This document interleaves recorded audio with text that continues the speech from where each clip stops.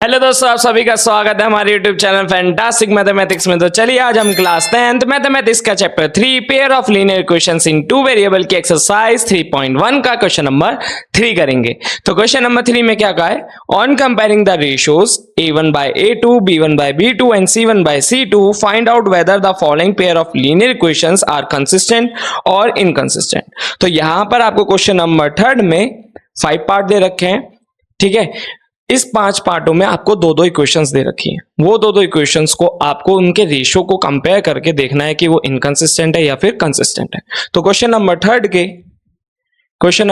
के first part में हमें क्या दे रखा है, पहली मतलब जो पेयर है वो क्या है, वो है 3x + 2y = 5। 3x + 2y = 5, ठीक है। और जो सेकेंड वाली इक्वेशन है वो क्या है, 2x - 3y = 7। 2x - 3y = 7। अब ये हमें क्या दे रखा है, एक पेयर दे रखा है किसका, लीनियर इक्वेशंस का। अब हम इसको क्या करेंगे, सॉल्व करेंगे। सॉल्व कैसे, मतलब इनके रेशियोज निकालेंगे।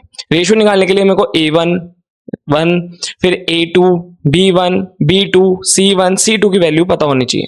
उसके लिए मैं क्या करूंगा, इनकी जो जनरल फॉर्म है, मतलब a1x + b1y + c1 = 0। फिर यहां पर a2x + b2y + c2, ये मुझे निकालना होगा, ठीक है। मतलब पहली वाली इक्वेशन को पहली वाली से कंपेयर करना है, दूसरी वाली को दूसरी वाली से। तो यहां पर जब मैं इसको इससे कंपेयर करूंगा तो मुझे a1 की वैल्यू क्या दिख रही है, पहले तो मेरे को इस फॉर्म में ले आओ। देखो ये कैसे लिखा जा सकता है, 3x + 2y - 5 = 0। अभी इस फॉर्म में आ गई। इसके बाद a1 की वैल्यू मुझे दिख रही है यहाँ पर 3, b1 की वैल्यू मुझे यहाँ पर दिख रही है 2, c1 की वैल्यू मुझे दिख रही है यहाँ पर -5। ऐसे ही हम इसके साथ करेंगे। तो यहां पर हमारा आया 2x - 3y - 7 = 0, ठीक है। अब इसको इससे कंपेयर करने पर तो मुझे दिखा कि a2 की वैल्यू तो है 2, b2 की वैल्यू है -3, ठीक है, c2 की वैल्यू है यहां पर -7। अब मेरे को इनके रेशियोज निकालना है। तो a1 by a2 क्या बैठेगा मेरा, देखो 3 / 2 मतलब 3/2, ठीक है। फिर b1 by b2, तो b1 की वैल्यू क्या है यहां पर 2 और b2 की वैल्यू क्या है यहां पर -3, ठीक है। तो मेरे को दिखा कि जब यही दोनों इक्वल नहीं है, मतलब a1 by a2 is not equal to b1 by b2, तो मेरे को c1 by c2 निकालना ही नहीं है। और इस केस में जो आपकी लाइन होती है वो क्या होती है, इंटरसेक्ट होती है। इंटरसेक्ट होती है तो उसका एक सॉल्यूशन होता है, एक सॉल्यूशन होता है तो वो क्या होती है, कंसिस्टेंट। तो यहां पर मैं क्या लिखूंगा, कंसिस्टेंट। क्या लिखूंगा, कंसिस्टेंट। तो फर्स्ट वाले जो पेयर है वो हमारा क्या है, कंसिस्टेंट का। अब हम करेंगे इसका सेकंड वाला पेयर, ठीक है। तो सेकंड वाले पेयर में क्या दे रखा है, 2x - 3y = 8। 2x - 3y = 8, ठीक है। फिर दे रखा है 4x - 6y = 9। तो यहां पर हमें क्या दे रखा है, 4x - 6y = 9। 4x - 6y = 9। तो सबसे पहले मैं इनको इस फॉर्म में लिखूंगा, ठीक है। तो यहां पर मेरा आया 2x - 3y - 8 = 0। यहां पर आया 4x - 6y - 9 = 0। अब मैं इसकी वाली जनरल फॉर्म लिखूंगा तो a1x + b1y + c1 = 0, ठीक है। इसके लिए लिखूंगा तो a2x + b2y + c2 = 0।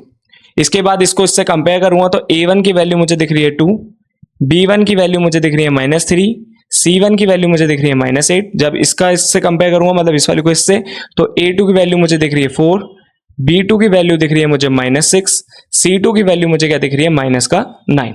अब मुझे वही रेशियो निकालना है जैसे मैंने इसमें निकाले थे। तो a1 by a2 क्या होगा, 2/4, ठीक है। b1 by b2 क्या होगा, -3/6। c1 by c2 क्या होगा, -8 / -9। जब मैं इसको काटूंगा तो ये 1 जा, ये 2 जा, ये भी गया 1 जा, ये 2 जा। तो मुझे दिख रहा है कि a1 by a2 is equals to b1 by b2, ठीक है। ये दोनों तो आपस में बराबर है, पर ये इसके बराबर है नहीं, माइनस से माइनस तो कट जाएगा, पर 8/9 1/2 के बराबर नहीं है। तो यहां पर मैं लिखूंगा कि not equal to c1 by c2। इस केस में जो आपकी लाइन होती है वो क्या होती है, पैरेलल होती है। पैरेलल होती है तो इसका कोई भी सॉल्यूशन नहीं होता। जब इसका कोई भी सॉल्यूशन नहीं है तो ये क्या है, इनकंसिस्टेंट। तो यहां पर मेरी ये क्या है, इनकंसिस्टेंट, ठीक है। तो हमारा जो ये सेकंड वाला पार्ट था, इसमें जो पेयर है वो कौन सा है, इनकंसिस्टेंट है। अब इसके बाद हम करेंगे इसका थर्ड वाला। थर्ड वाले के लिए मैं कर देता हूं वोट को रफ। इतना आप हमारी वीडियो को कर दे लाइक, हमारे चैनल को कर दे सब्सक्राइब, अपने दोस्तों को कर दे शेयर, ठीक है। तो यहां पर हम करते हैं इसका अगला वाला पार्ट, ठीक है। क्वेश्चन नंबर 3 का फर्स्ट वाला मिटवा देते हैं, ठीक है। अब देखते हैं कि हमें थर्ड वाले में क्या दे रखा है। थर्ड वाले में दे रखा है 3/2x plus 5/3y is equal to 9। 3/2x plus 5/3y is equal to 5/3y is equal to 7। तो पहली जो हमें इक्वेशन दे रखी है वो ये है। दूसरी देखते क्या है, दूसरी है 9x minus 10y is equal to 14। तो 9x माइनस का 10y इज इक्वल टू 14, ठीक है। अब हम क्या करेंगे, यहां पर इसको सॉल्व करेंगे, इसको ना ऐसी फॉर्म में लाएंगे, सिंपलेस्ट फॉर्म में। तो यहां पर हम क्या करेंगे, 2 और 3 का जब मैंने एलसीएम करा तो वो क्या आया 6। 2 के टेबल में 6 कितनी बार जाता है, 3, तो वो ऊपर गया तो ये हो जाएगा 9x। फिर प्लस 3 के टेबल में 6 कितनी बार जाता है, 2 सा उसकी मल्टीप्लाई मैं करूंगा 5 से, तो ये हो जाएगा 10y, ठीक है। फिर 7 यही रहा, ये इधर चला जाएगा, तो ये हो जाएगा 9x, ठीक है, प्लस 10y। फिर 6 7 जा 42, ये आ गई मेरी इस इक्वेशन में सिंपलेस्ट फॉर्म में लिख लिया। अब इसके बाद मैं क्या करूंगा, देखो ये जो माइनस का मतलब ये जो 42 है इधर आके माइनस का हो जाएगा, तो 9x प्लस 10y माइनस का 42 इज इक्वल टू 0। ऐसे ही उसे चेंज कर लूंगा तो ये हो जाएगा 9x माइनस का 10y माइनस का 14, ठीक है, इज इक्वल टू 0। अब इसके बाद मेरे को लिखनी है कि जनरल फॉर्म, तो a1x plus b1y plus c1 is equal to 0। दूसरी जो है वो मेरी क्या है, a2x plus b2y plus c2 is equal to 0, ठीक है। अब इसको इससे कंपेयर करूंगा तो a1 की वैल्यू मेरी आई 9, b1 की वैल्यू मेरी क्या आई यहां पर 10, c1 की वैल्यू क्या आई मेरी यहां पर माइनस का 42। फिर ठीक है, यहां पर ऐसे पॉइंट लगा लो। फिर यहां पर क्या आया, a2 की वैल्यू क्या आई मेरी 9, ठीक है, b2 की वैल्यू क्या आई मेरी यहां पर माइनस का 10, ठीक है, c2 की वैल्यू क्या आई मेरी माइनस का 14, ठीक है। जब हमने ये निकाल लिया, अब इनका हमें निकालना है रेशियो, तो मतलब a1 बाय a2, तो a1 बाय a2 क्या आएगा 9, ठीक है, 9 डिवाइडेड बाय 9, तो यहां पर आया 9 डिवाइडेड बाय 9, ठीक है। तो आंसर आएगा 1। ऐसे में वो क्या करना है, b1 डिवाइडेड बाय b2 करना है, तो वो क्या आएगा 10 डिवाइडेड बाय माइनस 10, तो 10 डिवाइडेड बाय मतलब यहाँ पर 10 लिख लो, फिर उसके बाद नीचे -10, तो यहाँ पर जो वैल्यू आएगी वो आएगी -1। तो यहाँ पर 1 आई, यहाँ पर -1 आई, तो मुझे पता चल गया कि a1 by a2 is not equals to b1 by b2। जब यही आ गया तो मेरे को c1 बाय c2 निकालने की जरूरत नहीं है। तो जब यही नॉट इक्वल है तो इस केस में क्या होती है, हमारी जो लाइन्स का पेयर होता है वो क्या होता है, कंसिस्टेंट होता है। क्या होता है, कंसिस्टेंट होता है, ठीक है। तो यहाँ पर हमारा आ गया। अब हम इसका करेंगे फोर्थ वाला, ठीक है।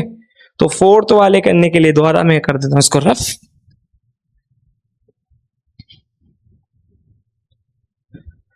तो फोर्थ वाले में क्या दे रखी है, हमें दे रखी है 5x minus 3y is equal to 11। तो फोर्थ वाले पार्ट में हमें दे रखा है 5x minus 3y is equal to 11, ठीक है।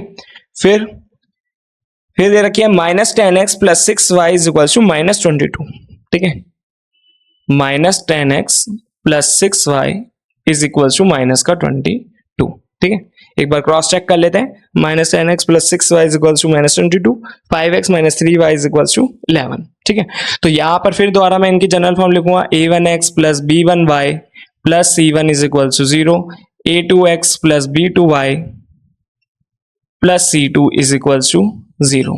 इसको इससे कंपेयर करता है तो a1 की वैल्यू आई मुझे 5, b1 की वैल्यू आई मुझे यहाँ पर -3, c1 की वैल्यू आई मेरे यहाँ पर -11, ठीक है। कैसे आई, जब मैं इधर को ले जाऊंगा तो ये देखो, इसको ऐसे लिख देता है, -11 इज इक्वल टू 0। यहाँ पर मैंने ये करा तो ये माइनस की जगह पे क्या हो जाएगा, प्लस का इज इक्वल टू 0, ठीक है, और ये माइनस जो है वो इसका है, ठीक है। अब ये आ गया हमारा। तो यहां पर मैं a2 की वैल्यू जब देखूंगा तो वो मेरी आई -10, ठीक है। b2 की वैल्यू मैं जब देखूंगा यहाँ पर आएगी 6, और c2 की वैल्यू जब मैं देखूंगा तो आएगी 22। तो a1 बाय a2 देखना है, तो a1 बाय a2 क्या आएगा मेरा 5 बाय -10। b1 बाय b2 देखना है, तो b1 बाय b2 क्या आएगा मेरा 3 बाय 6 -3 बाय 6। तो और C1/C2 क्या आएगा मेरा, माइनस का 11/22। जब मैं इन सबको काटूंगा तो देखो ये 1 जा 2 जा 1 जा 2 जा 1 जा 2 जा, तो मुझे पता चला कि A1/A2 is equals to B1/B2 is equals to C1/C2। और इस केस में जो आपकी लाइन होती है वो क्या होती है, कोइंसिडेंट। जब ये कोइंसिडेंट होती है तो यहाँ पर जो आपके सॉल्यूशन होते हैं वो कितने होते हैं, इन्फाइनाइटली मेनी सॉल्यूशन होता है। जब इन्फाइनाइटली मेनी सॉल्यूशन होता है तो आपके जो ये पेयर होता है वो क्या होता है, डिपेंडेंट कंसिस्टेंट। तो क्या होता है, डिपेंडेंट कंसिस्टेंट, ठीक है, डिपेंडेंट, ठीक है, डिपेंडेंट कंसिस्टेंट, ठीक है। अब हम इसका करेंगे लास्ट वाला, ठीक है। तो लास्ट वाला मैं इधर ही सॉल्व कर देता हूं, फिफ्थ वाला। तो फिफ्थ वाले में आपको पेयर क्या दे रखा है, फिफ्थ वाले में दे रखा है 4/3x + 2y = 8। तो 4/3x + 2y = 8। तो पहली आपको इक्वेशन ये दे रखी है। फिर दूसरी क्या दे रखी है, दूसरी दे रखी है 2x + 3y = 12। तो 2x + 3y = 12। तो पहले मैं इनको उस फॉर्म में लिख लेता हूँ। जैसे यहाँ पर 1 लगाया मैंने तो ये 1 और 3 का एलसीएम 3 आया, 3 के डेल में 3 1 बारीजा तो ये हो जाएगा 4x। फिर प्लस 1 के डेल में 3 बारीजा, 3 की मल्टीप्लाई मैंने 2 से करी तो क्या हो जाएगा 6y, ठीक है। ये हो गया 8, ये इधर जाएगा तो ये हो जाएगा 4x + 6y, ठीक है। 3 8 जा 24, तो वो उधर आके माइनस का 24 हो गया, तो यहाँ पर आया माइनस का 24 = 0, ठीक है। फिर उसके बाद मैंने ये वाली इक्वेशन को ऐसे लिख दिया 2x + 3y माइनस का 12, ठीक है, 24 नहीं 12, तो माइनस का 12 = 0। अब ये इक्वेशन आ गई, ये इक्वेशन आ गई, तो यहाँ पर a1 की वैल्यू मुझे दिख रही है, मतलब जब हम इसकी फॉर्म लिखेंगे कौन सी, a1x + b1y + c1 = 0, a2x + b2y + c2 = 0, ठीक है। फिर उसके बाद a1 की वैल्यू क्या है 4, b1 की वैल्यू क्या है 6, c1 की वैल्यू क्या है, यहाँ c1 निकाल लो, c1 की वैल्यू क्या है -24, ठीक है। फिर उसके बाद a2 की वैल्यू क्या है 2, b2 की वैल्यू क्या है यहाँ पर 3, फिर c2 की वैल्यू क्या है यहाँ पर -12। तो जब मैं a1/a2 करूंगा तो मुझे दिख रहा है 4/2, जिसका आंसर आएगा 2। फिर b1/b2, तो उसकी वैल्यू मुझे दिख रही है 6/3, जिसकी वैल्यू है 2।